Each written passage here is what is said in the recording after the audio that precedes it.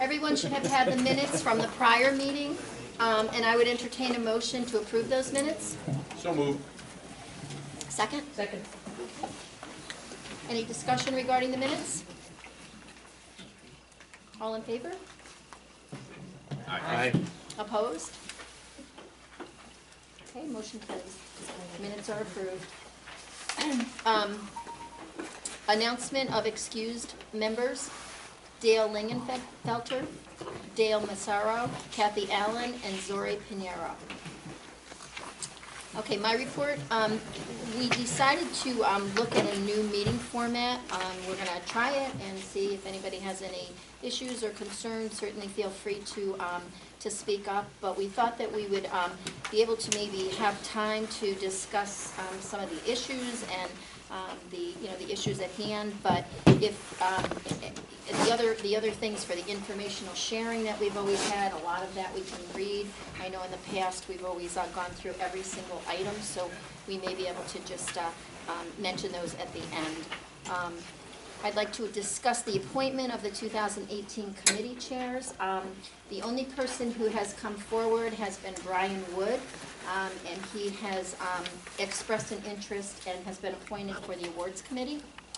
If anyone else is interested in any of the other committees, please let me know. I have not heard anything from anyone as of this point.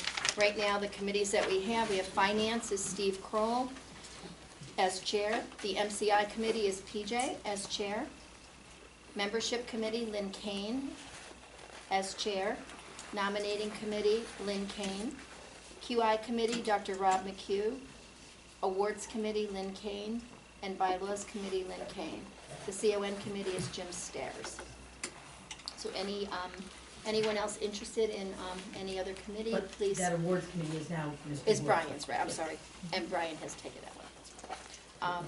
Are you asking for that information now, or are you asking for us to communicate that to you by email, or what are you looking for? You can let me know now, you can let me know by email. No one else has stepped forward and asked, had expressed any interest in anything. So certainly if somebody is interested, but you can send an email to me.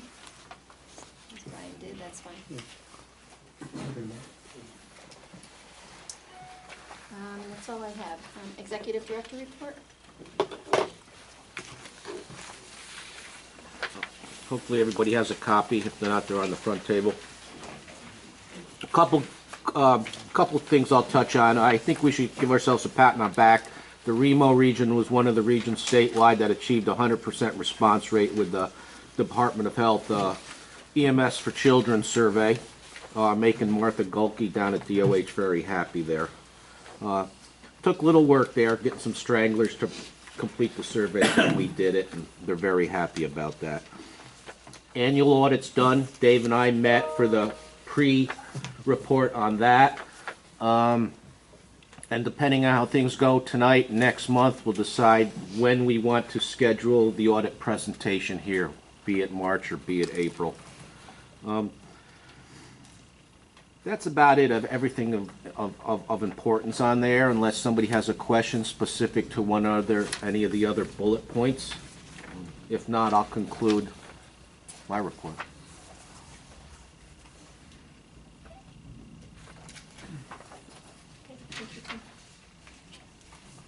Okay, for issue discussions, I sent out an email to everyone stating that I would like Steve to facilitate the bylaws discussion tonight, as I was part of that bylaws committee, and we had, I had partaken in that, as did Lynn.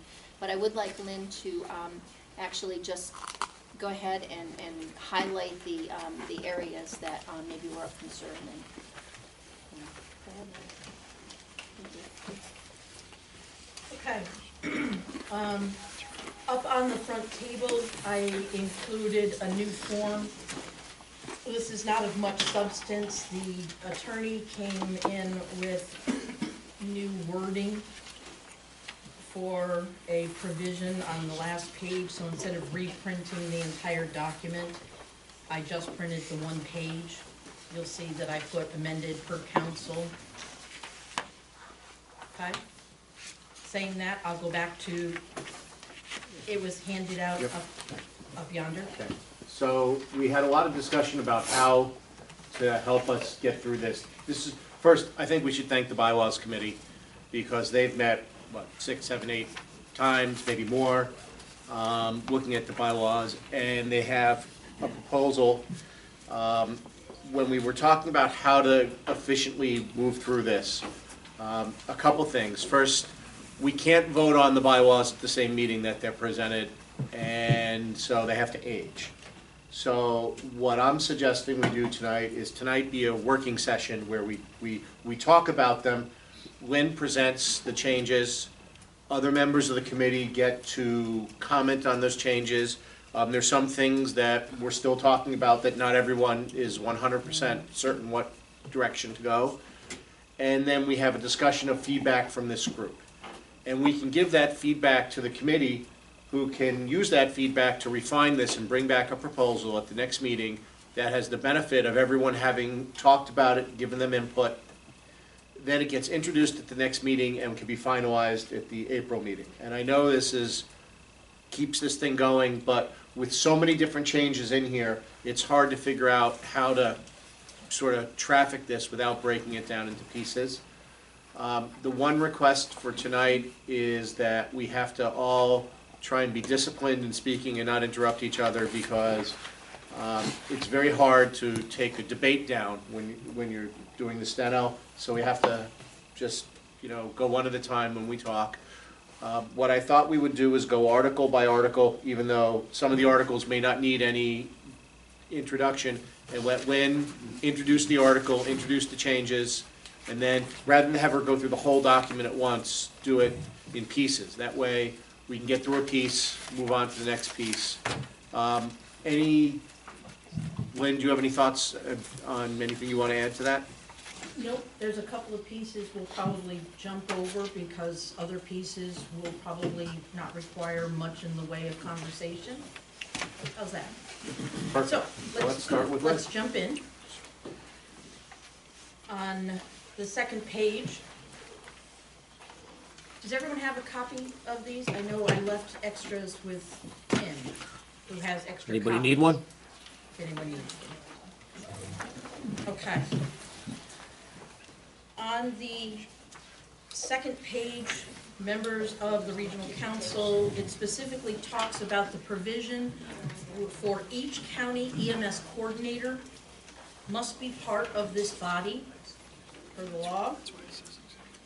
And the committee chose to make the EMS coordinator, who may or may not be the county representative, as a non-voting member. Does anyone have any questions regarding that? I do. Yes, sir. There's a choice whether that person is a non-voting or voting, correct? If he's Yes, a sir. representative of the county, Yes, he's sir. a voting member. He or Yes. she, excuse me. Yep. Okay. I have a question. What's the purpose of having them as a non-voting member versus a voting member? I think I'm gonna refer to either Scott. Could you assist with that answer? It was, I believe it was in line with the language that's in Article 30. Article 30 references that I believe I have this right. Oh. That Exo. yeah, that they be members, but not necessarily be voting members, and so we decided that the language would be appropriate to suggest that all of the EMS coordinators be part of the discussion and be here, but if the county wanted people other than the EMS coordinator to be voting members, that the county have that option and have that ability to do that. So that the EMS coordinator wasn't automatically a voting member, the county had the ability to choose other people if they so choose. Thank you. Does that make sense? Well, you're the one that brought it up, so. That language actually is directly out of 3003.2. Any other questions, comments? So I'm gonna tentatively put a little check next to that for right now. Is that okay? Speak up.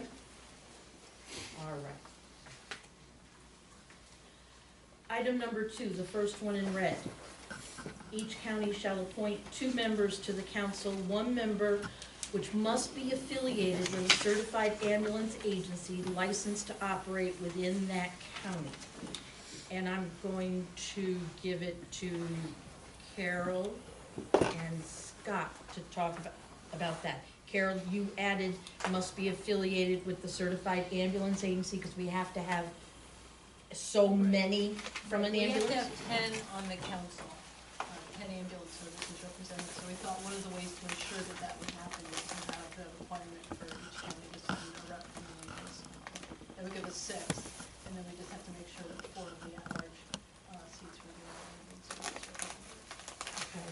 And now I think Anne Marie, I think it's Anne Marie as opposed to Scott. Anne Marie, you thought the 2 members because, are you the right one? Or is it Scott? Help me out. When we did the 2 members. I think we all kind of thought maybe if we went with 2, it would open more at-large seats instead of having the counties send 3 members. Because sometimes I know some of the counties struggle to send 3 people. So we were just trying to open up some more at-large seats for different types of members. So it's just a suggestion. And as I recall, the discussion centered around that helping us fit what was required by Article 30. It would give us more options. There was also a part of that, that if it was going to displace a current member, that we went to great lengths to make sure that if a current member was one of the ones being displaced, there was automatically a slot Yes. for an at-large, that they would be able to be moved in. So we went through a lot of work to make sure nobody got kicked off the council and everybody was able to maintain. So that was just to free up at-large seats and to maintain the people who are already here doing the work. I don't know how the county people feel about that. Okay, county people, what do you think? We got a couple of counties here. What do y'all think? I'll speak for Columbia County. I have a problem with it. I think that your 3 people from a county is minimal. To be representative on this council, I think we already have 18 at-large seats. That makes it 12, actually. 12. Yeah, because there's six counties increased with it. 3 You have each. 12 now, right? Well, Yeah, it only leaves 12 at-large seats. This basically flips the numbers the other way, makes it 12 and then 18 at-large. How many counties do we have now that have less than 3? Only Albany, currently. So we have 1 out of 6 counties that have less than 3, and we want to knock it down to 2. Albany currently has 2 with the resignation of Mr. Price. Retirement of Mr. Price. Yes. I believe during the discussions, during our meetings, one of the counties had 2, but it filled back up to 3. So that might have been part of our thought process during that time too, was it seemed like, and Columbia County has suffered this as well at times, is, sometimes we struggle to get a county rep, but maybe an at-large rep wouldn't be quite as difficult to get. So that was part of our thinking too. Just asking a thought process, I think. Yeah. I mean, you have 1 county right now that only has 2. 5 counties have 3. I think that speaks volumes on the representation that the counties feel they need to have at this. You think My thoughts, that's all. you think that, and I'm just curious because like Les and I've talked it a number of times, like who do we find? I mean, and we have some of the biggest providers in the region, and it's like you can't even find people that want to come do it. So do you feel that the other counties really are bringing 3 quality, and I'm not talking about anybody here, but when we do it, are you just finding somebody to fill the spot, or are you finding somebody to just come here and say yay and go home? And I guess that's always my question is, are we putting people here that want to work, or are we just putting them in because we have 3 spots? And that's, Les probably told me to like kind of hang on a little bit when we were talking about it. I agree with him. It's like, who are we gonna put here that's gonna do the job? I had an idea, and then that person had kind of retired out of EMS, so, now it's back to the drawing board. So, I mean, I don't disagree with you. I think if you have 3 people that wanna be here from 3 agencies, like you guys are probably down to 4 ambulance services left in the whole county, and if you have, and so that means that there are 4 pretty big ones, somebody wants to be here, then, you know, how do you assure that you can still get a representative number of people from each county on, to, you know? Quite honestly, keying on Brian's conversation, EMS is changing, and because of so many agencies not being available any longer, our pool of resources are so diminished. And trying to find representation to actually come here and actually participate at the regional council is very difficult for some of the counties. Would, well, we have If I 5 may. out of 6 counties with 3 people here. And PJ, if I may, That's we'll okay, it's further- just my opinion. No, it's a good opinion. Yeah. It's a good opinion. Further on, you're going to see a provision that the entire committee agreed upon, is that every member of the council would sit on at least one committee, Would it, so that we increase the participation of each of the members. So that kind of goes along with it. To address PJ's concern, would it be possible to restructure the language to allow a county the option of having, designating at the beginning of a term that they wish to have 3, and if a county does not exercise that option, that seat becomes an at-large seat for that term of office? That way, a county could say they want 3, and the number of at-large seats would vary per year or every other year based on the number of county seats that have been filled.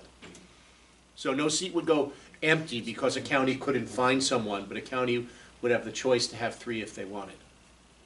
Okay, so supposing we did as you suggested, and Albany County only needed the 2 seats, and they allowed the 3rd seat to become an at-large seat, and at the end of the 4 years, when they're re-upping people, well, the person who is at-large wants to stay on, but Albany County now has a 3rd person they want to put as a representative.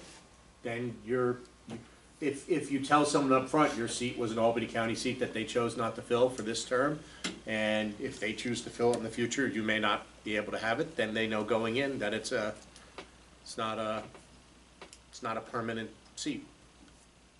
So, I just wonder, you know, how many of us that, I mean, I represent Columbia County when I'm here, I guess, but I don't know how many of my opinions or how many of my votes are actually impactful specifically for or on Columbia County. I mean, I kind of feel like all of us, in some way, shape, or form, are here in an at-large capacity. I think all of us here, whether we represent Columbia County, Albany County, or an ambulance service, or we're here as a physician or whatever, I mean, I think we're all here in some sort of at-large capacity representing the EMS community as a whole. So, you know, I don't know, I don't know, I don't get a sense that any county is losing any sort of power, say, voice, choose your word, by reducing the number of representatives that are here.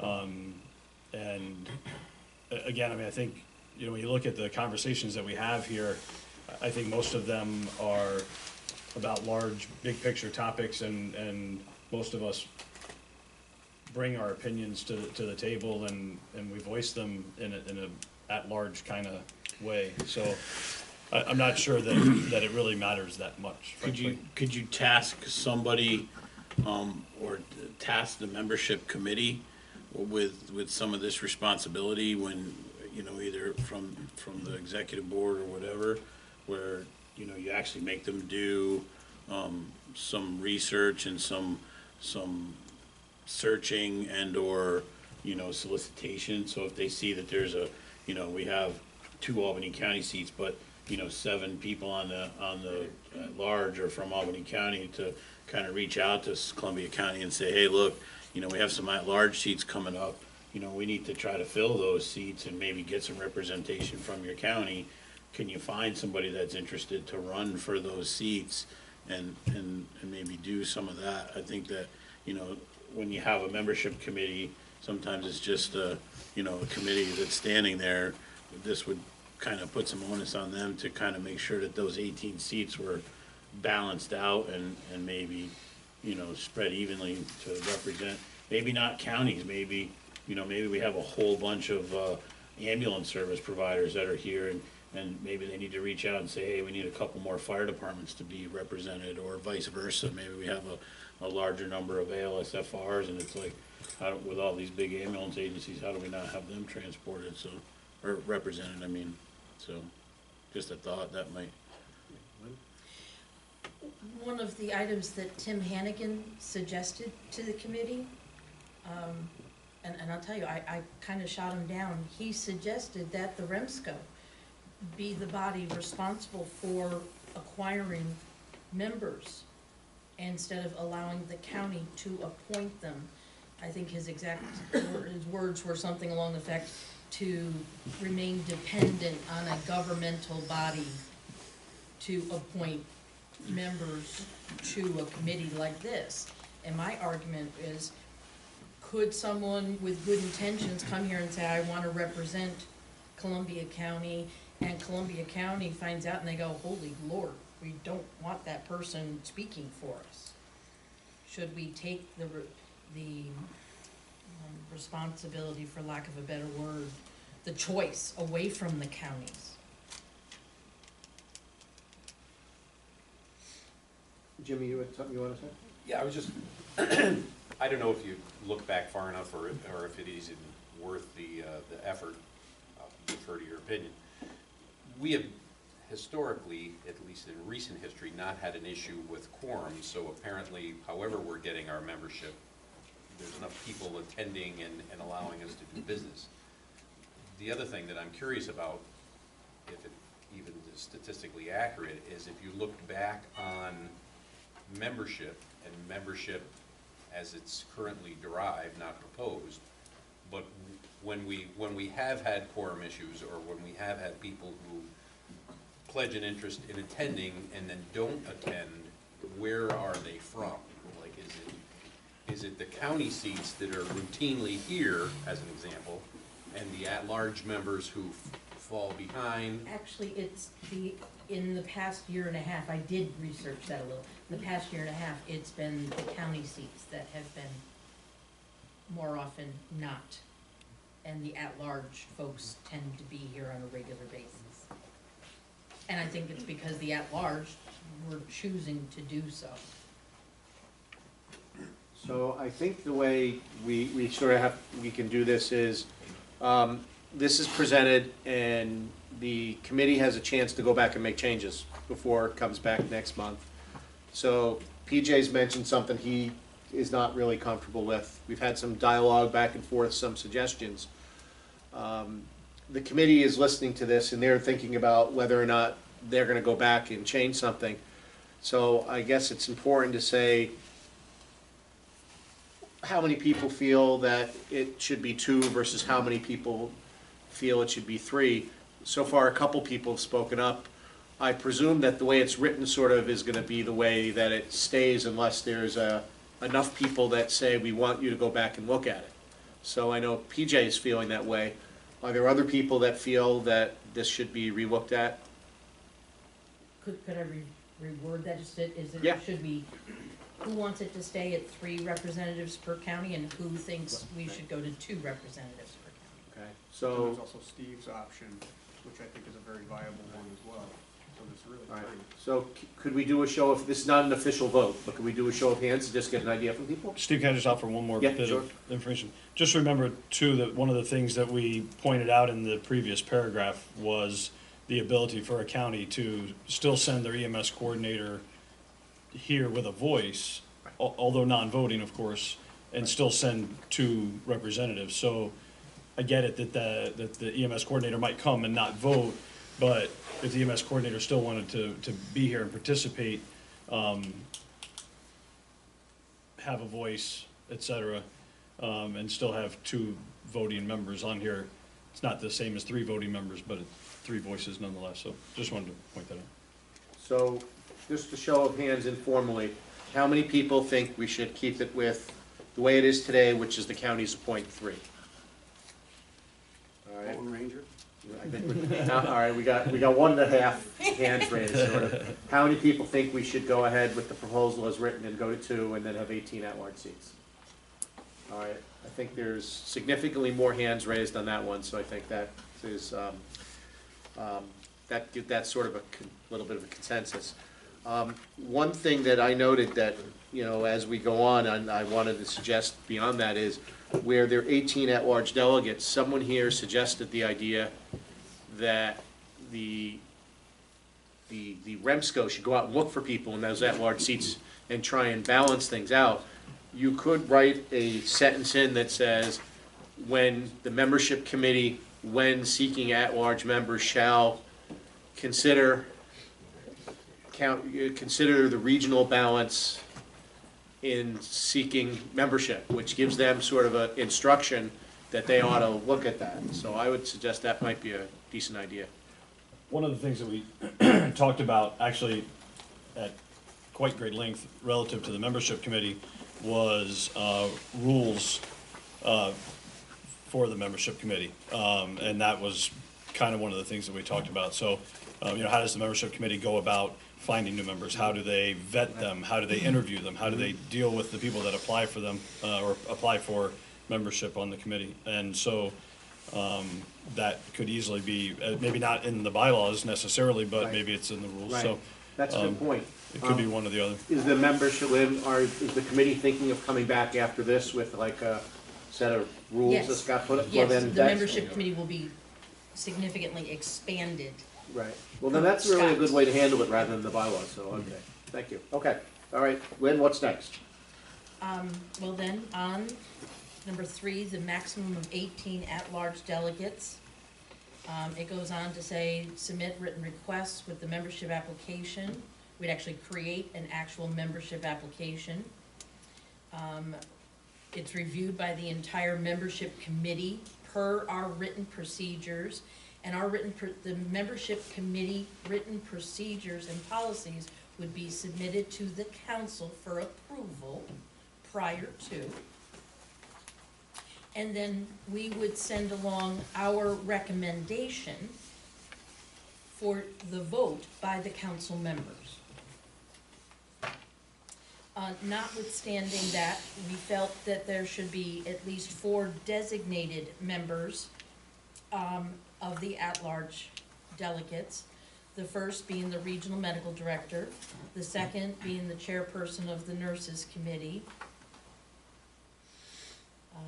4, as Carol said, 4 members affiliated with certified ambulance agencies, so we had the minimum of 10 per the law. And then I suggested the BLS provider at large to keep the BLS providers in the region properly represented. Anyone have any thoughts about that? Speak. Do we have particular categories that we're trying to fill for the remaining 7? If we go to 18? For at least the first go-round, everybody who is displaced would become an at-large member. But I mean beyond that. Beyond that, well, we want to be in compliance with the law where it says, you know, Scott felt he might be able to get someone in public health. That was one of the categories that's not represented in here, that kind of thing. It wasn't designated, but Jeff and Scott is correct. They sat down and created a little chart so that nobody would be removed from the council. Did I answer your question? No. Okay. Can I try again? What was your question? I'm just wondering, and again, that's like, okay, I understand not displacing people now, but as we move forward, are there particular categories that you're trying to fill with these at-large members? I guess And the answer is, we outside haven't thought of it yet. of these 7. Not yet, no. They're just at Seven. large? Now, Article I'm 3 sorry. mentions some suggestions for membership, which includes representatives of existing local emergency medical care committees, physicians, nurses, hospitals, health planning agencies, fire department, emergency services, public health officers, and the general public. So we were trying to open it up a little bit to maybe get a few more of those types of folks in. Because I think originally at the beginning of our charge for doing this was to try to open up a little bit and try to maybe get more variety of members.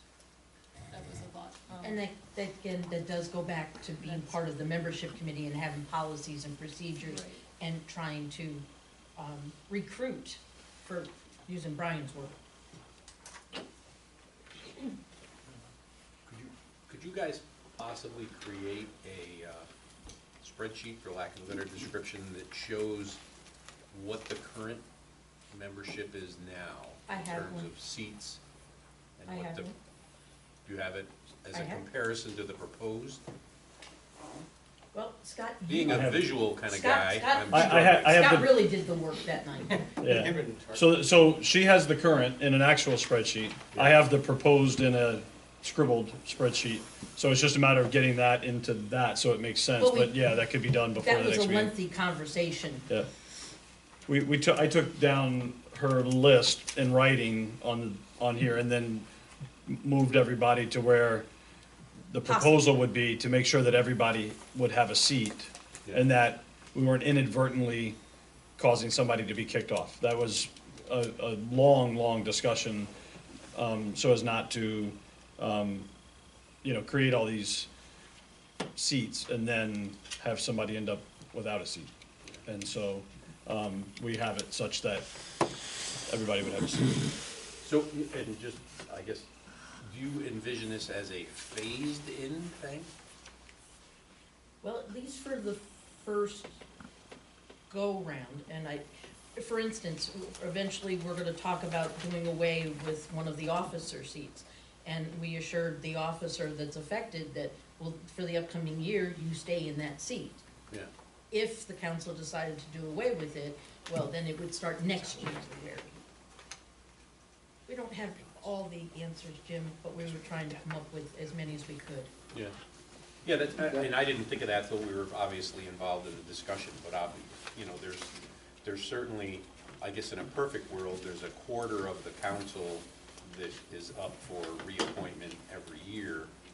That may not be the way the math actually shakes out, so I guess that was my reason for the question. That will change a little bit. There'll be 2 years that'll be a little bit heavier. We did talk about the terms that go along with it. Please understand that what might be said in one paragraph, there's usually a corresponding other piece that was also part of it. We just haven't gotten to it yet. So, should we, so, Steve, I'm confused. What should I put next to number 2? You did your vote. Do we want to Well, still leave it as a conversation, or? I think well, that's really, I think we have a consensus to leave it as written. That Okay. we have one and 1.5 sort of votes not to. With the understanding of paragraph 3, now knowing that the membership committee is going to be much more active and comprehensive, does anyone have a problem with the 2 paragraphs of number 3? Okay, let's move to number 4, which is definitely one that will have, I think, some discussion, right?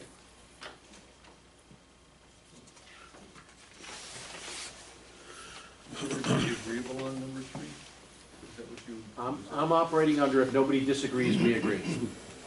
My only comment on 3 was, and again, I'm not against it, but my only, excuse me, my only comment is, we just turned around and took 6 people away from the counties, who in our business plan specifically states that we need to develop more communication within the counties, within the first responder units, with all these units.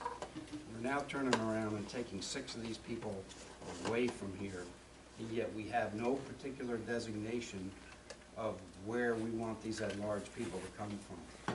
I would just feel more comfortable if you came back and said, okay, we'd like 6 more at-large delegates, and we need 1 from public health, and we need 1 from here, and we need 1 from there. So, That's my only concern. so how about if we review the business plan and the reference to that, and see if we can't incorporate some of that into this, because I don't, that part of the conversation didn't happen, obviously, we didn't, Right. the reference to the business plan and what we should be reaching out to, or whatever, so. Maybe, Tim, you could provide that to us, and we can, Part of the reason of leaving it so that we named just those specific seats was to leave the ability to the membership committee to open it up a little more if someone put an application in, rather than designate public health. Well, what if we don't get somebody from there? So this kind of left it open and gave the membership committee an opportunity to either give it to the county or give it to somebody else who came in to apply. Without being very specific, it gives us the opportunity to draw in more people from the suggestions of Article 30. but there's still 11, right? 18, and then, 12. so there's still plenty, you know, we don't have to name every single seat necessarily, but maybe we can name some of I them. was just looking for a vision. We're Right. taking 6 seats Understood. from here, what are we looking for over here, that's all. Understood. And I think I'm that not- could I'm go not to in the rules of the disagreement. committee. You Yeah. know, the committee, when the committee brings back its sort of work plan of how we're gonna Right. get these members, you could put something in there saying, you know, we seek diversity by trying to have members that come from the public health community or the hospital administration community or Yeah. the local government or whatever. PJ, the long-term vision of this also doesn't stop tonight or next month. I understand. We can amend these again this summer to say, okay, now we realize that we need to add a couple of more, designate a couple of more seats. So we can always change that again. I'm not against it, okay? Yeah. I'm just trying to Right. maybe push Yeah. a little too much. No, I think you're right. I agree with you. All right, so I think we're moving from 3 to 4, right, Glenn? Well, I'm going to ask, because I expect 4 will take up some of our time. Does anyone have a problem if we continue on with the sections I think there will not be an issue with, so we can get as much through it? I'm gonna suggest we just do it now, because let's do it when we're not tired at the end. Right? If there's something we gotta discuss, let's just get to it. Okay. So, with noting the above, there's a concern that any one entity, whether it be an ambulance service, whether it be a hospital, whether it be a municipality, would have a monopoly or a majority of the seats on the council.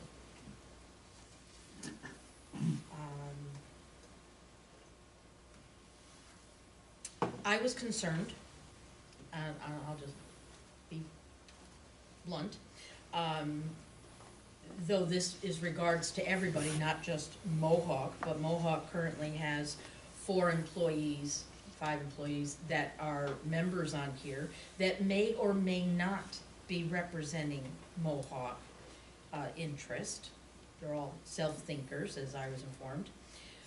But at this point, they have about 12% of the council seats. If they were to be designated in each one of the 6 counties, that would raise the 3 or 4 up to 10, and that brings it up to 30% of the council. And I saw any majority in a regulatory board as problematic. So I think there's some folks on the committee that have an opinion on this, is that correct? That might want to speak first on the bylaws committee, and then we'll get general input. So, members of the bylaws committee want to say anything? Okay. Well, we never actually identified what entity or defined what entity is. Mhm. I don't believe. Crap, that's the other thing I didn't put in, because Tim Hannigan wanted not-for-profit, so it covered the hospitals. So, I think Brian has something to add, right? I think that, you know, when I looked at this after the last meeting and listening to what we discussed there, you know, I think that you have to be a realist into what you're looking at. I mean, again, I think a lot of this should be thrown back on the membership committee. I think you have to be very careful when you use the term entity, because what defines an entity, the IAFF is an entity. The Columbia County EMS agency is an entity. So I think that you have to be very careful when you put that term out there. And to be honest with you, I don't see why you couldn't just say agency. If you're an agency, you can't have more than 3 people here. And I realize that is not a big deal, because some of the big agencies have multiple agencies underneath them. And it is what it is, especially when you're limiting it to 2 per county, and then you have these 18 at-large seats. This council has to do work. We don't just show up here on Monday night and go through a litany of stuff that never changes from month to month and see how quickly we can get out of here and go, whew, we were out by 8:35. We need to do work, so we need to task the membership committee to do work. And if you want to change entity to agency, I'd be all for it, you know? But you guys have to understand, if you put entity in there, then that leaves it open for too much scrutiny as to what the term entity means. And we have to accept the fact that if Les wants to go out and lobby his people to try to get 3 from Capital District, 3 from Mohawk Ambulance, and 3 from Schenectady Ambulance in there, that's fine. Then the membership committee needs to do work to put other eligible people up to that. And then it comes back to, well, who gets to be on the membership committee? Well, that's really up to the executive board to make sure that we have a fair and equal representation of people on the executive board or the membership committee to make those decisions. We have to trust each other. It's not about a conspiracy to me, and I think it's very simple. To me, I would change entity to agency, and then task the membership committee to do it. Just my opinion. I think, Brian, you make a good point, that entity being undefined. I mean, you could make an agency, you could make a licensed ambulance agency, you could make a corporation. So that's why I but- gave the examples. Yeah, And well, that was- but entity still, like Brian said, you know, International Association of Firefighters. I think another thing we have to consider is primary employment versus secondary employment. So Brian works for Albany County Sheriff's Department as his primary employment, but he works a shift every couple weeks for Colony. So is he, let's say there were 3 other people here from Colony, does that mean even though he is the full-time captain of the Sheriff's Department because he works a part-time shift at Colony, you know, I could take a job in Mohawk working a shift a month, even though I'm from Del Mar Bethlehem EMS. So I think we have to think about, you know, I mean, most people here have more than 1 job in EMS. And so, is it primary? Do we have to say, shall have no more than 3, so is it primary membership, primary employment, or is it just any affiliation?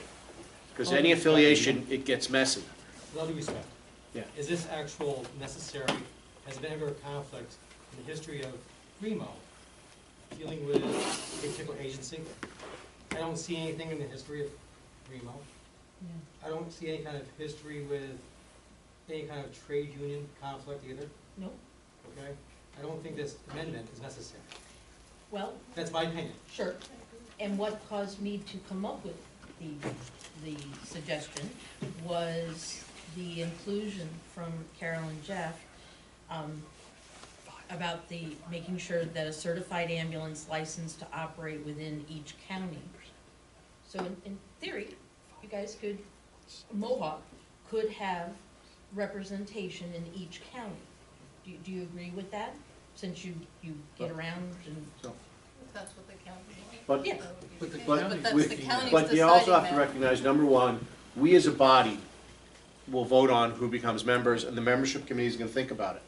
Every time we place a new limit on it, we take away the ability for us to make a decision. Let's say Mohawk Ambulance grows and becomes such a large ambulance provider that they are the primary provider of service. I'm just using an example, but the primary provider of ambulance service in 6 counties. Well, maybe then those counties would select someone. But I don't think we need to worry about Mohawk is 12% today versus 15% tomorrow. If you get 2 applications to the membership committee and one is from a not-for-profit and one is from a governmental agency and then one is from a commercial agency, I think you could reasonably make a determination that, wow, we're really heavy on this and we need some of that, and move it forward. What we did in Albany County for years is doing exactly that. We had a municipality, we had a non-for-profit, we had a commercial ambulance provider. Was a 3-person mix. It's been historically that way, but unfortunately, one of our not-for-profit folks retired. That left the opening. And now we're finding an issue with trying to find another non-for-profit EMS provider to fill that gap. By being specific in the bylaws, I think it takes away some of the perception of subjectivity, perhaps. Yes, the membership committee is going to do their work, and they're gonna be much more active now. But is it someone going to say that, well, you don't like me, so you don't put me on? When we say, no, we have too many commercial ambulances represented. Scott?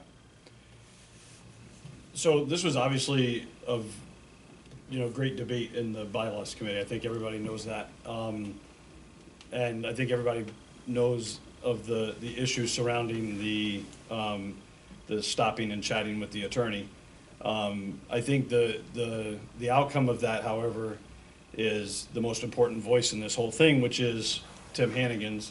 And I have 2 email communications from him, both of which confirming that he thinks that this is bad language and shouldn't be in there. And I'm not necessarily against it because of any particular agency.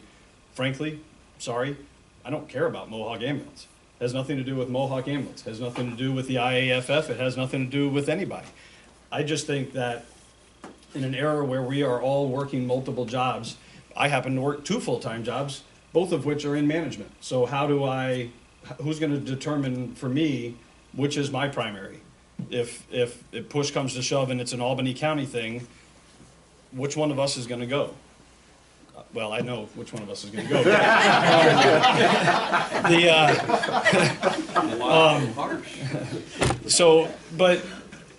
The EMS, as Les mentioned earlier in a different topic, EMS is just such a changing field, and we're all being stretched so thin, and we're all working so many hours for so many different agencies, and it just doesn't sit right with me.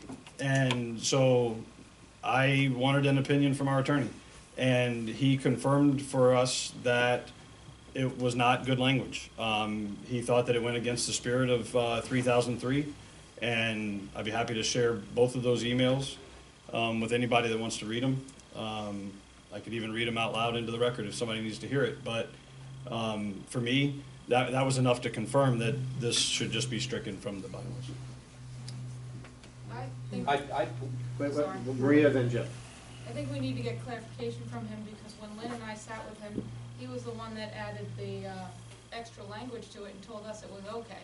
So we might, I understand your emails, and I think you forwarded them to us.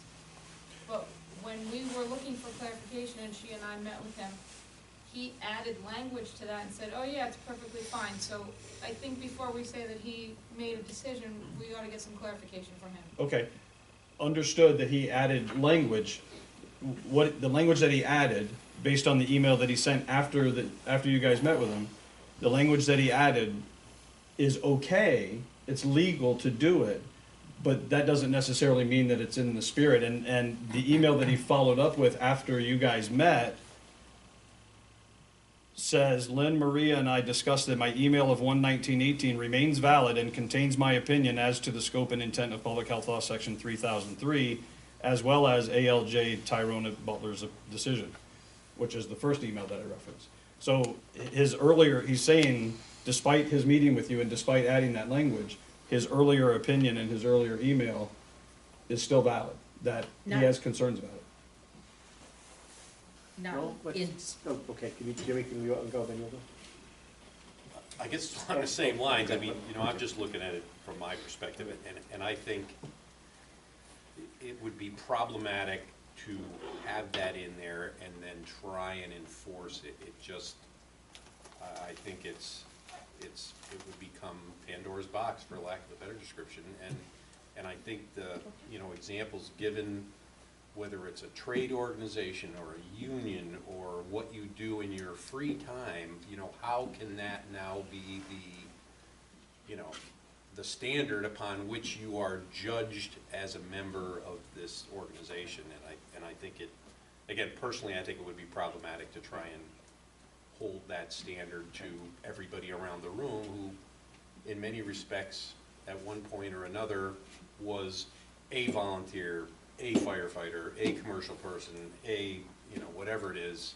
And maybe even today, as Scott referenced, you could be something on a Tuesday and it's totally different what you are on a Thursday. So I think it would be problematic. So I guess I lend to support, Hannigan's recommendation, if that's how Scott Okay. said it, and that is to avoid it. All right, so we've got Lynn, Wes, Aiden, and then Jim. Jim. But I also want to pick up on something Jim said. Someone changes jobs in the middle of the year.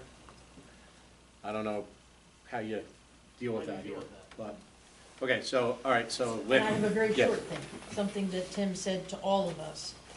Regardless, it's up to the council to decide whether they want it or they don't. Okay. All right, Les, Aiden, Jim. This is already Then Joe. discussed in public health law, just to let you know about conflict of interest. Anytime there's a vote, statutory vote, the agency or anybody in this council needs to declare a conflict.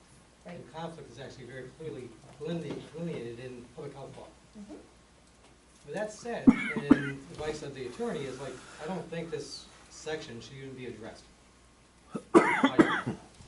Aiden? I'm still on number one, I apologize. Not complicated. But to go back to that, I think it kind of helps with this forward question is that if the premise is that the counties make that decision, whoever they make the decision, it should go back to that localized area. That way it's not not-for-profit, it's not municipal driven, it's whoever they believe should go represent their county. I think that would help this number 4 in my personal opinion. So I do have to say I go back and agree that we should have 3 representatives from the county to go back to that. The second is the designated seats. When we're talking about the membership committee, are we saying that like we're not gonna have a singular designated seat for public health, a singular designated seat for whatever the case might be? Currently, the committee is suggested that 4 seats be reserved for certified ambulances, 1 for the regional medical director, 1 for the chairman of the nurses, and 1 for a BLS provider at large. And then the rest would be open. Then PJ said he would feel more comfortable if it was designated different in referring to the business plan. Right? So we have designated 7 of the 18 seats, leaving 11 open for the mix. That's a lot of open for interpretation, isn't it? Well, that's the way right now, when we pick at-large seats, there's really no guidance whatsoever. And what we're talking about now is adding some guidance, but the membership committee is also setting up a new process for bringing members on board, where there'll be an application and where they're gonna set some criteria that will be approved by this board. So I think we're actually gonna have more structure than we've had in the past. And that balances out that if we walk ourselves into every single seat being designated to somebody, you might not find that somebody, or there may be a resource you really want to have and you have no place to put it. So I think that's a balance. Jim's next, and then Jeff.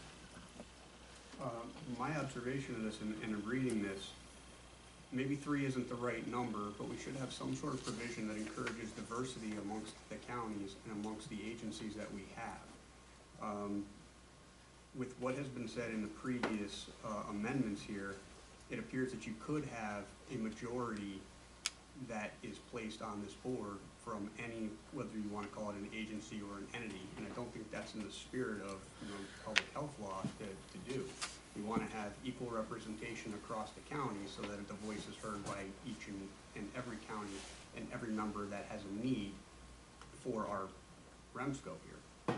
So if there's a way to phrase or frame a provision so that it encourages a balancing of this board as opposed to necessarily an arbitrary number that we pick for people coming from various areas, that would make more sense.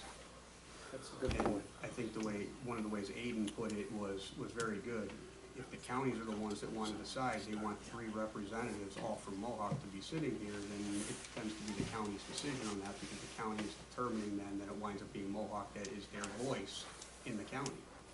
So if we change that around and place that emphasis on balancing it, it may help this discussion. Yeah. It's a small part.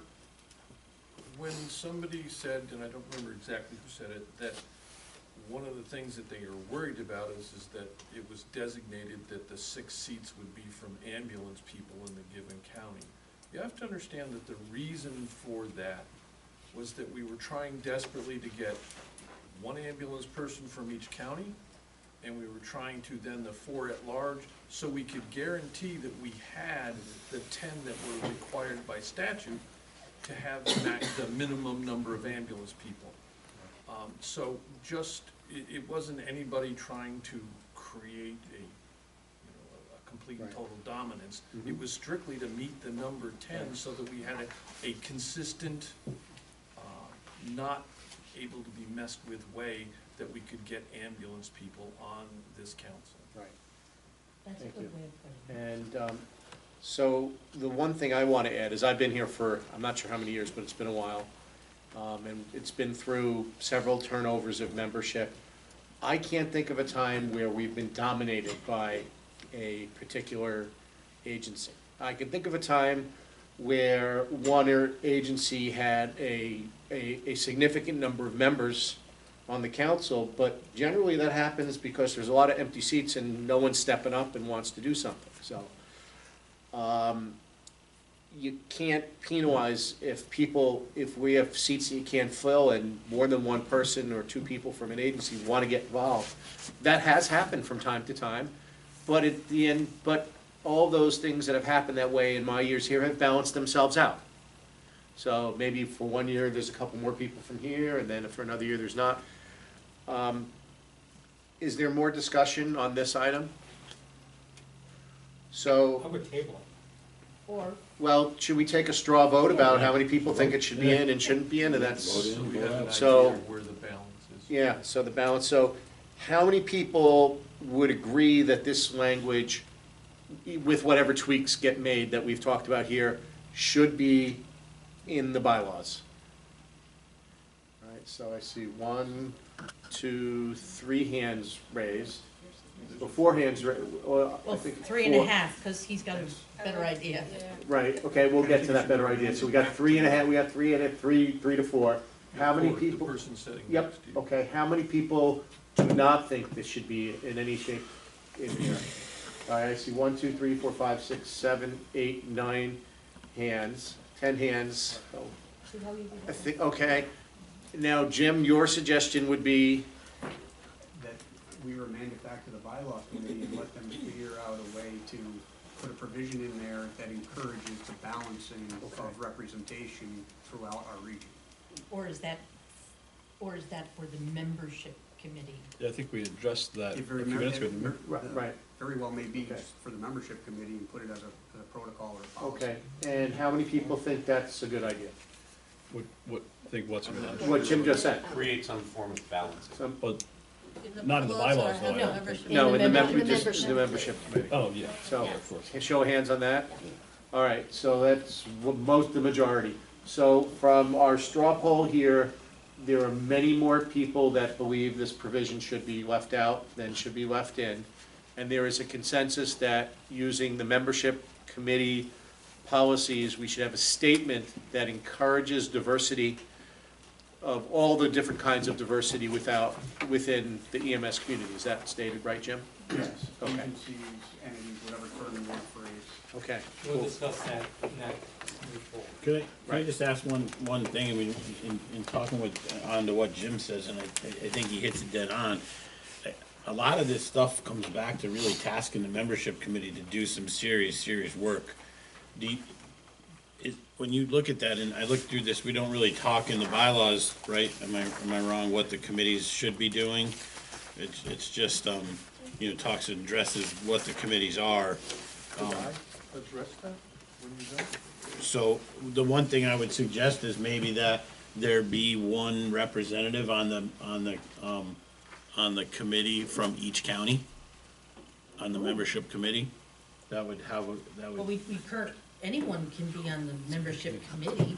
We But currently six people, have it would be a 6 six-person members. committee, but I think that you're really gonna have to, if you want diversity, you're gonna need to do work. So that, you may get 4 or 5 people that put on there, but you're gonna have to look at it and say, is this really a good representative, number of people that we want? Should we go out there and try to solicit some membership from other areas, whether it be ambulance work, fire departments, first response agencies, whatever? Just Like I said, anybody can be on the membership But- committee. go on. But I think that's a good idea, and of course, the chair appoints committees, so the chair could set a goal of trying to have one member from each county on that committee. And the chair of the committee actually tries to recruit members to that committee, sometimes with difficulty, but if we give, First year, we've had more you know, than 2 of us. if Lynn has a goal saying, look, I really need someone from Columbia County, between the chair of the committee and the chair of the REMSCO, we'll go out to Columbia County and try and, grab someone. All right, so yes, Jeff? One of the things, and I don't know if you heard it get said, but one of the requirements is going to be that every single person serves on a committee. So if you're not on a committee, plan on being on one, and that is the goal. So the reality here is there are several people that are on no committees at all, and there are a few people that are on a lot. Right. And I think the discussion was, we didn't want to limit who could or couldn't be on a committee, because if you want to participate, we'll be glad to have you work. So there will be at least a certain number, but I don't think we want to limit the total number on a given committee. I agree with you, but I'd also think Brian's point that we should try and get someone from each county on that committee. That's fine, but there may be other not people on that just the committee 6 too. I counties. absolutely agree. We want a lot of people working. Yeah, totally agree. All right, Lynn, do you want to move to alternate membership? Sure. Each county would decide for itself who among their group would be the alternate. Written notification. The at-large member alternate must represent the same general interest as the at-large member and is approved. That isn't a change.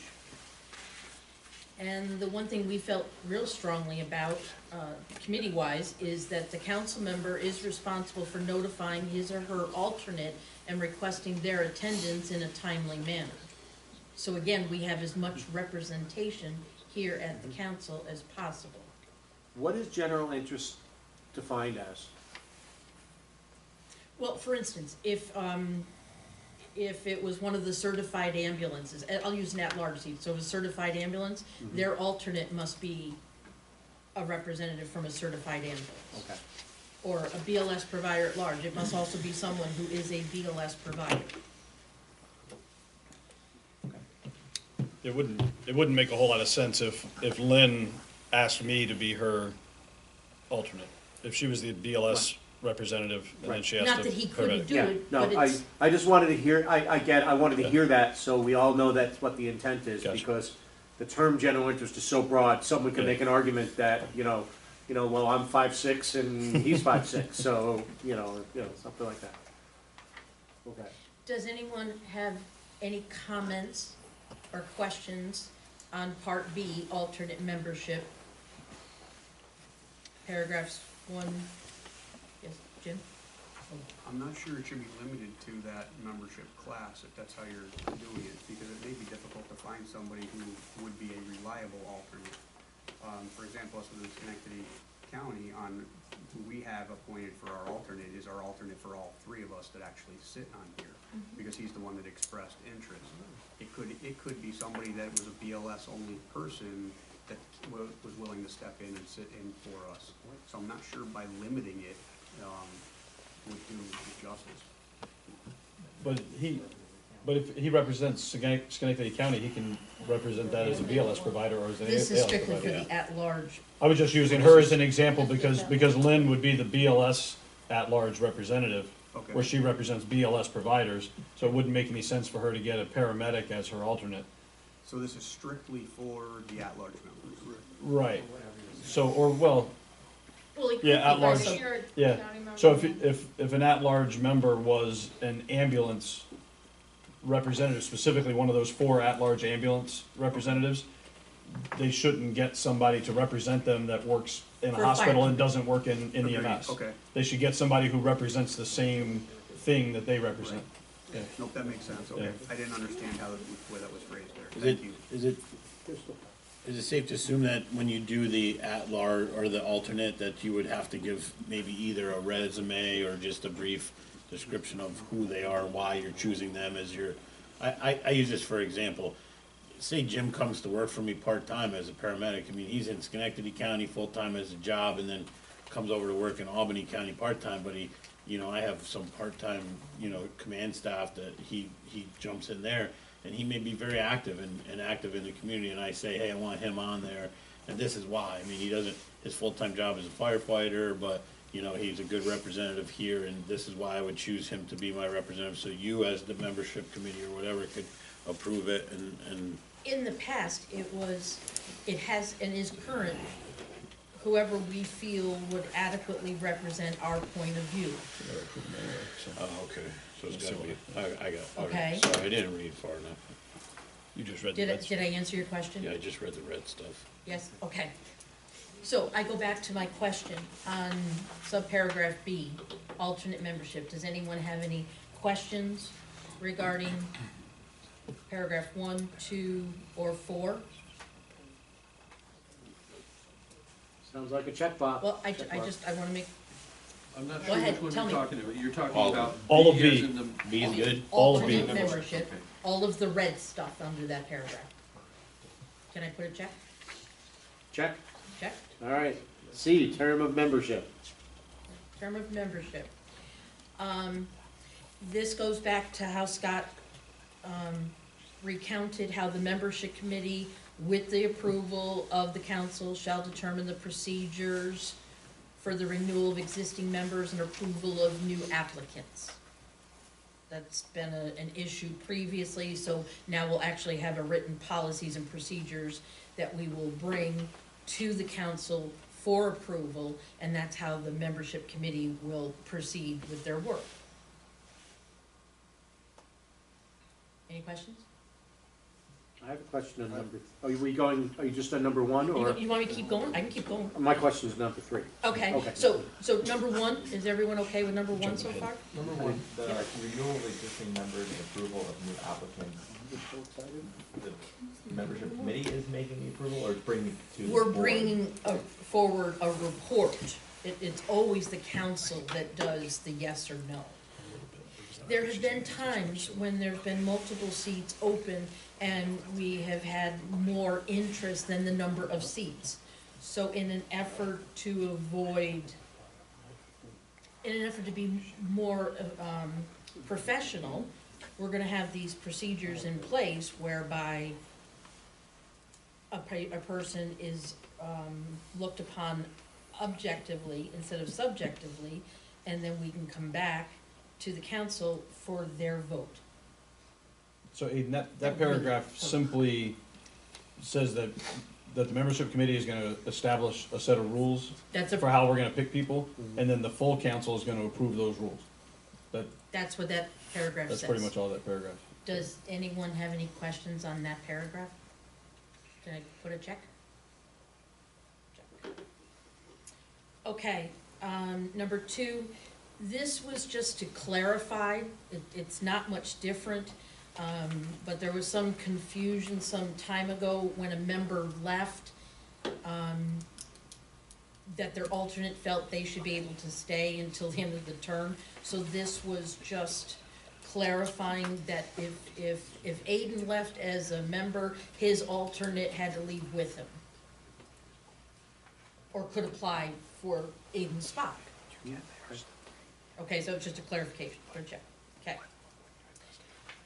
Now, number 3, we talked about this a great deal, and it goes back to what Anne Marie said about trying to revise the meeting agenda, where we frequently hear, no report, no report, no report. So, we come up, Scott, you can assist me with this one, because you're the one that came up with was it you or Jeff come up with the first calendar year of their appointment, and we changed it to may be removed from the council. Basically, we have to hold people accountable. We all have work, we all have commitments. If you're not gonna come and your alternate's not going to come, then there's gonna be consequences. You're expected to participate. I'll address the may be removed. We left the may be removed instead of saying you will absolutely, boom, you missed 3, you're done, you're gone. Because there may be an extenuating circumstance where you just had surgery and you just can't get in, or a couple of different reasons, but there weren't a lot of them. And somebody who's served on the council for 10 years has a problem, they can't make 3 in a row, and that shoot them is kind of a little draconian.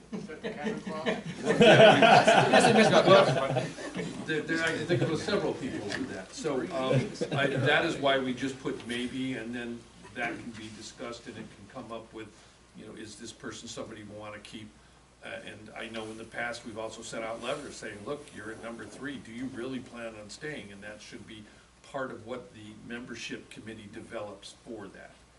As somebody said, there's a lot of work to be done by the rest of the committees, and we just kind of are starting the framework to build that in. For the past couple of years, I've been doing that on an informal basis. We thought it was appropriate to put it down in writing, so it's objective, not subjective. And so the calendar year, go ahead. Sorry, is this 3 consecutive meetings? Because that's not what it is. Three So meetings you're during saying the if you- course of the year. Okay, because the way I'm reading it is as 3 meetings for the term of Yes, your. that's So that what means I'm saying. 3, so if I miss 3 meetings in 4 years, I'm gonna get kicked No, off? 3 Because that's how I read For the calendar language. That Okay, is actually kind of how it Then we Yeah. probably should clarify 3 or more Okay. regular meetings 3 meetings. in 1 year. In a year. In 1 year. Per Okay. calendar year. Okay. Yeah, Or we what didn't discussion. want to make the calendar year issue a problem. That's why we actually, your first year, it's kind of going to be a little bit of a pass for you, because we wanted to base the 3 on a full calendar year. Does anybody on the committee disagree with that? No. That was the whole intent. So may I add any member absent from 3 or more regular meetings during a calendar year?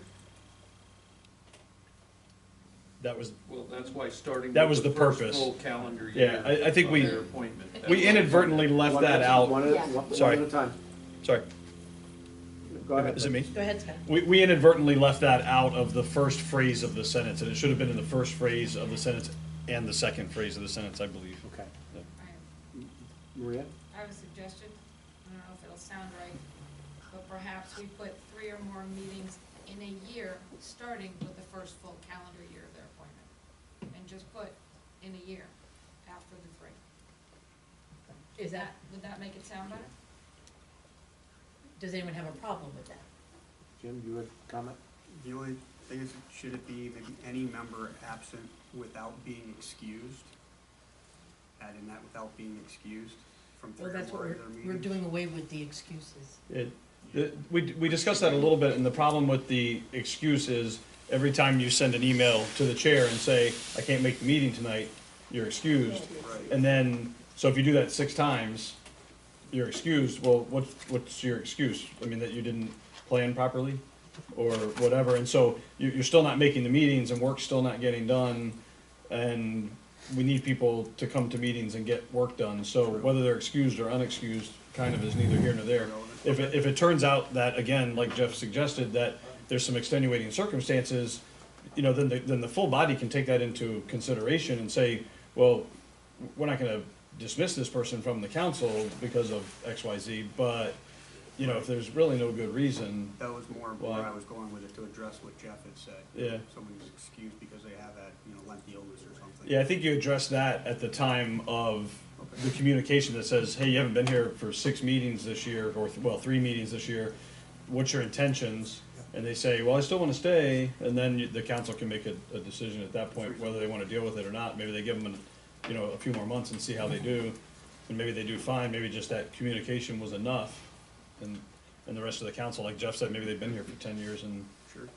that kind of thing. So gives the full body the leeway to make that determination. But if they've been a non-participating person, they don't participate on committees, they don't do anything, and they've missed 4 or 5 meetings in a year, just because they emailed the chair, do you really want them to continue to be part of the council? So, Case by case basis. right, let the council decide, and this gives the council the ability to do that.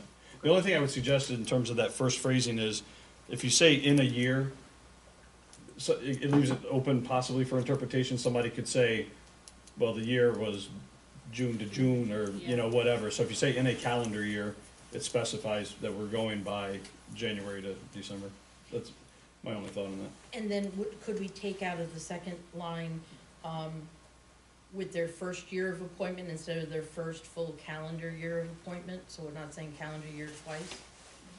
I would say it, I want it, in this case, you want it That would be a specific. very specific, yeah. This is not regular grammar Okay. where you can't use the same word twice in a sentence. Okay, so with the addition of during the calendar year, this is a check. Not yet. Oh, no. Kevin has a comment. I'm sorry? Well, I have a question. Did you guys discuss doing it by 12-month period versus a calendar year? Because, it just makes more sense to me, because if somebody starts in February, their clock doesn't start till the following January, they could miss 5 meetings that first year. Yeah. So We- why we- not do it by 12-month period? We talked about that, I think, a little bit, and it was relative to tracking and just adding more difficulty for the secretary or the chair of the membership committee or whoever that responsibility might fall on. When's their anniversary, et cetera. So, I think we'd probably all be open to changing the language about that in terms of the first year, but We were looking to give them the yeah, I best for think, the first I think, year. I think we probably assumed that most people coming on board during that first year probably are gonna be relatively active and are gonna come. Not always Probably, true. probably. Well, then maybe they don't want to stay. We wanted to take the higher road on that, that's all. Fair enough. And I think it was more for ease of. So if by doing this, if we put a check on it, we're establishing that 70% attendance, because we meet 10 times a year, is the expectation. And so if we do that, I would suggest that become on the application that Yes. you're putting together, and anyone that's gonna apply to join knows they gotta make 70%. Just to clarify, I think we meet 9 times a year, don't we? We usually don't meet in December, do we? Okay, so it's you're right. So we'll just stick with Yeah. 3 meetings. Yeah, Yeah, but- I'm just clarifying that it's not super onerous, No, you have to make 2/3. yeah, right. You have to make 2/3 of the meetings during a year. Yeah. Okay. All right, so are we putting a check, anyone can object to us putting a check? With the little note, yeah. Okay. All right, Article 3. The officers. We proposed deleting the second vice chair. The second vice chair was a fairly recent addition. And it's not a representation of how we feel about Steve Retzlaff. He's wonderful. We just want your butt out. No, I'm not doing that. But we were unanimous in thinking that the officers would be the chair, the vice chair, the secretary, and the treasurer. Is there anyone other than Steve who feels strongly we should keep the second vice chair? Or does Stevie? I don't really know why there is a second vice chair. Well, it was a few years backup to ago. a backup. Right, How's that? but there's already 4 people to step in to the chair position, so I'm good with it. You've got the look on your face, go ahead. No, go ahead. I don't know what you're gonna say. I defer. Okay. I think the second vice chair was created at a time of transition. around here, and the chair knew he was moving on, and so I think it was created, is that right? Would you agree with that, Kevin, in transition? So then it stuck around, I don't know, that, It served the purpose at the time, but I don't have any problems about it going away. all right, so. No And we offense. thought since the duties were never actually outlined in the Right. bylaws, that it really didn't have. He was just major there. impact. You could have just loaded Steve up with a lot of work instead. It's too late. All right, so, any, Excuse me, Jim, did you read? No, I was just gonna say, and it doesn't make that much difference because I think we're headed in the right direction, but there are organizations where those positions have a sunset clause. So that to be the chair, you had to be the vice chair, and to be the vice chair, you had to be the second vice chair. So it's an order of progressive continuation of administration. But that's, Kevin probably remembers, I don't remember when it actually was discussed and why it was put in there, but it certainly doesn't seem like we need to have it. Originally, it was created to deal with finance and investing and things along those lines, but it's really, that kind of deferred off to the finance committee now, really. So I don't, personally, like I said, no offense to you, but I don't see the need for the position. but we're gonna let you hang in there for the whole year. all right, so, can we get a check on that one? Are we good? All right, so, next up, I think, is check signing, right? Yep, all the way down under C3, that should the secretary be overwhelmed with work, the staff at REMO would provide additional clerical support. Can I put a check next to that? How about I'm the secretary and I've managed so far, so.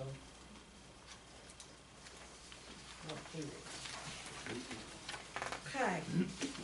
The next one talks about the signing of checks, and we actually went back to our auditors for guidance on good business policies. This was a very, I think all 6 of us were of the opinion in the committee that it can be difficult at times to get certain people around to sign checks.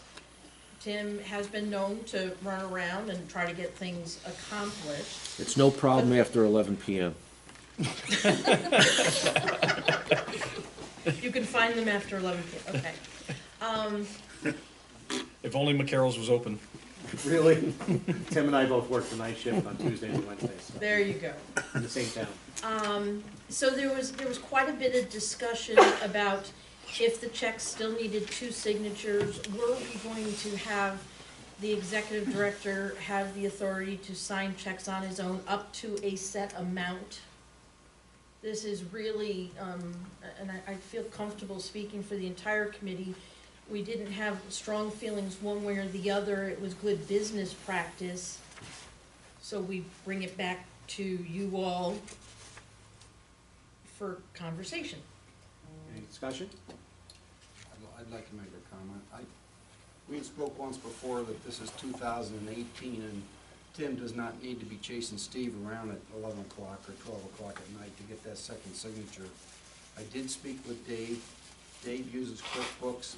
He has the ability to send a disbursement sheet to any one of the officers to sign off from and to approve those disbursements, so that only one signature would be necessary to do that. However, I feel comfortable if you want to build in a certain amount, $1,000, $2,000, anything over that should require 2 signatures. Just a suggestion. I think. Did we not, I'm sorry, Go ahead. did we not ask for an opinion from our accountant, or? We did, and I did send it out to you. They said, either way, just be consistent. Right, so, point being that it's okay to do it, is what I'm getting at. Right, yeah. Okay. I mean, I do agree with PJ, and I actually think you're gonna get a better quality product if the executive director sends the treasurer and the chair a journal of the checks we want to write this week and requires a affirmative response. In other words, the auditors will look and see that PJ sent back an email that says, Tim, I have read all these checks and I am okay with them. And Anne Marie sends back, I've read all these checks and I'm okay with them.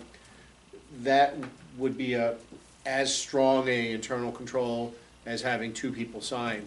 So the only thing I would suggest is maybe the language can be worked in that allows for it to be either two signatures or the electronic approval of those two people, which allows in the future us to move to an electronic system. Electronic approval of treasurer and chair? Or chair.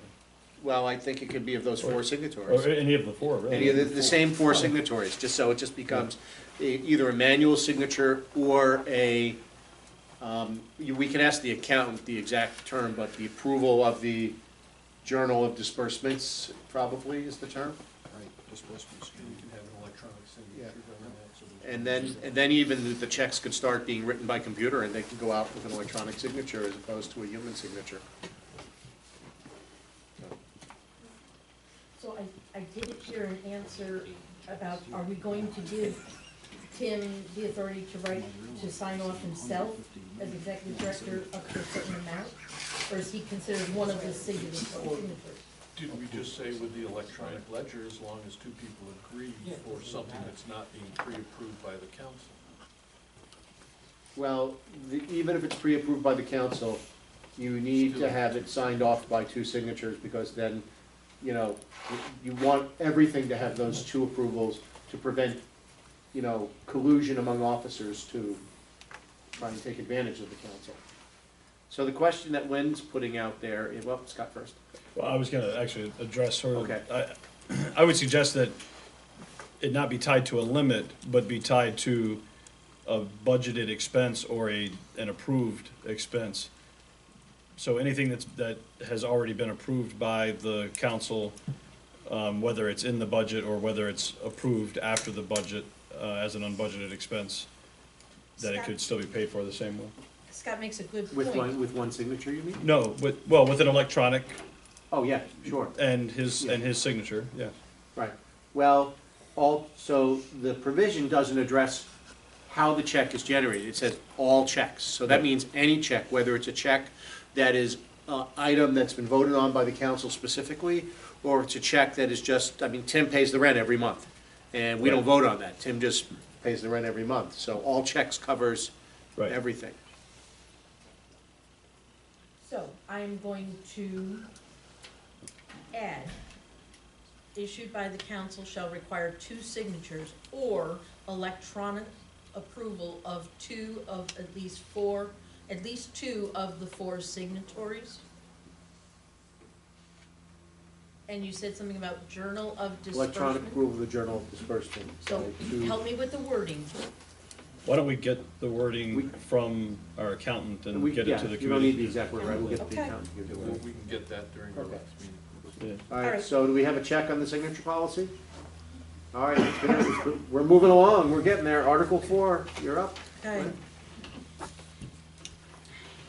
There is two schools of thought. One, that the executive board is not needed at all, that all business should be done here at the council. And there is a school of thought that the executive board should remain.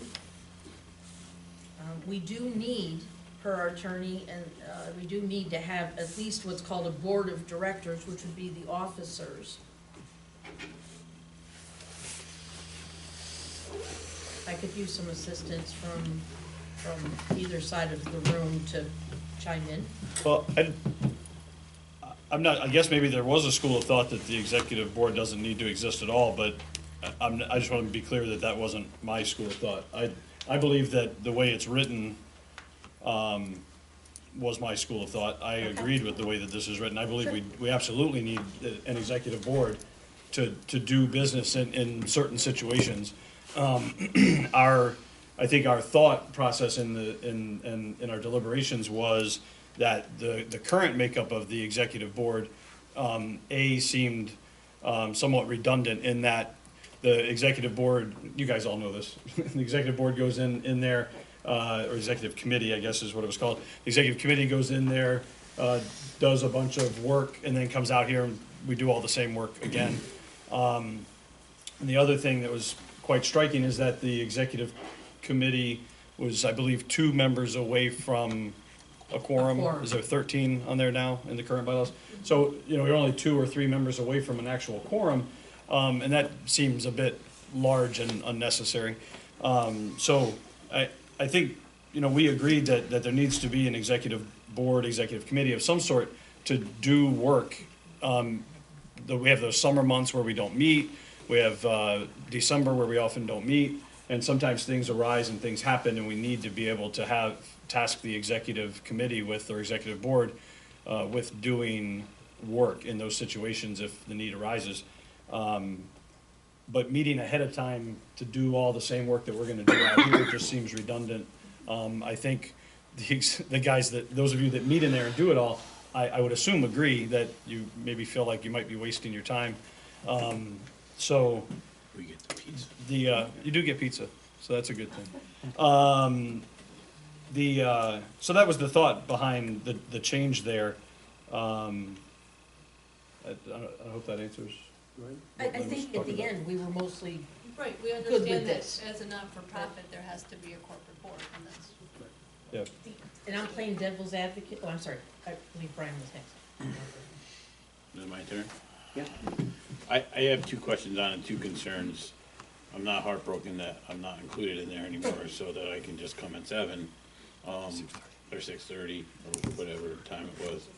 The 2 concerns I have are the one is probably the most important, is I have concern that we have the clause, the last one, any and all actions taken by the executive board shall be subject to approval of the council. I don't know that any and all is probably the best term, because there may be something that pops up at and I'll use something stupid. Company goes out of business who leases us a copier, and we have to rush to get a new copier, so we get a new lease for a copier, and it goes in. So I think that there needs to be certain stuff of day-to-day business that we do, assuming that we all elect the chair, the vice chair, the treasurer, the secretary, and then so on. So that would be number 1. And I guess you answered. Well, I had 3 questions. I was wondering how you come up with just these 4 if you had a set with 1 person from each county. But I guess I can understand that too. Makes perfect sense. May I ask you a question, Brian? Yeah. Would you be open to the removal, would you suggest the removal of the last sentence? I'm not even opposed to changing it, but I don't know how you would word it so that, operational decisions or something. Or that the executive board will report to the council at the next regularly scheduled meeting? Well, I think the executive board reporting to the council at the next meeting should stay. But what Brian's referring to is there's common language that I think you can find in common corporate bylaws that either the attorney can give to you, that essentially says that a decision of the executive committee that involves a contract with an outside party cannot be rescinded. So Tim signs a copier lease, the board can't unsign the copier lease. Now, let's say the executive committee makes a decision on something that does not involve an outside party. Then the REMSCO gets the report the next meeting and says, boy, you guys made the wrong decision. You could say, we're not doing that. But this is about, there's a leaky, the building falls down and Tim has to go lease something and it's July and we can't get a meeting together and he goes and leases something and several people in this room don't like it. And they go, we're gonna undo it. Well, we've signed the lease, it's a contract. So it generally has to do with when contracts or business agreements are made with outside parties, they use language like notwithstanding any binding business agreements with outside parties. The attorney can give you the exact language. And, if the executive committee makes a decision you don't like, then you have the wrong executive committee, right? And then there's a way to deal with that. But it just allows Tim to go ahead with the executive committee and make emergent decisions. I always think it should be reported to the council no later than the next regular meeting, any decision the executive committee makes. So you'd like the last sentence to be reworded per the attorney? Yeah, just to Okay. make sure Whatever we you can think. get business done. The other question I have, and Tim, not, no disrespect, but like, you have the executive director on, the executive board, and then you have 4 officers. I always worry, and you guys did a great job, but obviously it was an entertaining meeting last month where 3 people wanted something, 3 people didn't. And then we put ourselves back into a 4-on-4 thing, here with an even number of people. No, it's an odd number, honey. Well, my question is, you're gonna allow the executive director Yes. to vote? And my concern is, you know, I think that there needs to be some, when you look at that committee, if you're gonna allow the executive director on to deal with, administrative stuff, then you should have the medical director to deal with medical stuff, and then I don't think that they should vote unless there's a reason why you think they should. It should be the executive board, the 4 people that are on there, and they have guidance from the executive director and the medical director on issues that they may have that come up on those short times, and then go from there. The attorney was quite specific, and we showed it amongst ourselves, what it's like to be equally split. And the attorney was, please choose an odd number. Okay, so I think that a question I have before I get to Kevin is, you've put Tim on there as a voting member. If Tim is a voting member of the executive board, you have to make Tim a voting member of the REMSCO, don't you? Right. And Tim is not currently a member of the REMSCO. And there are corporate boards that do have their CEO as a member, but then we have to make Tim a member for him to be a voting member of the executive committee. So, that's an option, but I can't think of him being that 5th person there. I want to pick up on something Brian said, and then it's Kevin. Kevin's up. I think that the medical director is intertwined in many of the decisions that we make, because so much of what we do involves things that we work on with the medical director. You just think back about the things we've been working on over the last bunch of years. We might be able to have the medical director be that odd 5th person on the executive board, and Tim is still in the room because he's the executive director. Then you have an executive committee of 5 plus your executive director. You don't have an even number, and then you don't risk having the medical director on the outside of a decision where I think it's good to have that advice from the medical director. I know it sounds silly with a small number, but I think I maybe even brought this up to you, and I'm not sure that you agreed with me, but what I had said is I think that the president should only vote if it's to break a tie, and if you have those 4 people, it's an odd number on the board of directors, and it's, you know, for what little things that we're gonna address. I mean, again, I think we vote the board in, so we're voting in the people we feel will do the best job. Should be a unanimous decision to take care of everything that we have anyway, so. I think Kevin. Was next. You already made it. The point I was gonna make was, unless Tim's a voting member of the council, or the executive director, not even Tim specifically, they should be a voting member of the exec board. Right? I'm Scott. I'm Scott. Then Maria. I'm far more handsome. So my first point was gonna be exactly what you said, which is there was an oversight that we didn't say that the executive director was a non-voting member of that body. He needs to be there for obvious reasons, but he, since he's not a member of the REMSCO, he can't be a voting member of the executive board. A wise person once said to me, if you have a tie in a vote, it probably wasn't a worthwhile thing to vote on in the first place and needs to go somewhere else. And so I would suggest that we leave it as 4. If the executive board is so split on a decision that they can't come to a conclusion on something, we probably need to call a special meeting of the full REMSCO and let all of us make a decision on that. So I would suggest that we leave it as 4, leave it right there, and if you guys can't come to a conclusion, then we probably need to have a special meeting. Right. Maria? The only thing I was gonna point out is I agree, if we make him a voting member, we're about to contradict a change that we put in ourselves. Right. We specifically talked about whether or not the executive director should be there. There's a change coming up we haven't discussed that directly Oh, contradicts. Right, okay. Jim?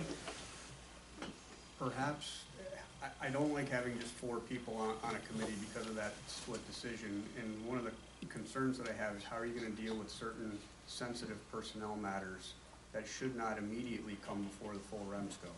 That needs to go into an executive session, needs to be discussed discreetly. How are you gonna deal with that with just a 4-member board? Perhaps in floating this out, maybe this is a reason to have a second vice chair to round that out as that could be anybody. Or maybe anybody at large, whatever, that now sits in that spot is gonna round out that executive committee. Okay. Or you take a person that you already have, the medical director, without creating or unrecreating another position.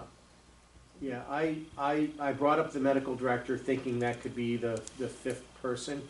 And I also could see that the kind of things the executive board may have to talk about, like some of the things Jim just brought up, I could see a lot of those being things that involve needing medical director input, potentially. So, and it seems to me that's a good person to add in. So I see some heads going. Straw vote. So let's do a straw vote, okay, here. So the first question here is, well, it sounds like we have a consensus that the executive director will be a participant but not voting member. I think that's already a consensus. So I guess the question is, should the medical director be added to be the 5th member of that board? How many people think the medical director should be added? Let's look at those hands. All right, 1, 2, 3, 4, 5, 6, 7, 8, 9, 10, 11, 12, 13. How many people think not? 1, 2. So we've got, I think the consensus here is that we would add the medical director as the 5th member of the executive board. Okay, So we have a check with those changes. I think so. Did you propose the medical director because he left? Yes. Absolutely. Now let's give him some more, let's give him more homework. We could ask his alternate.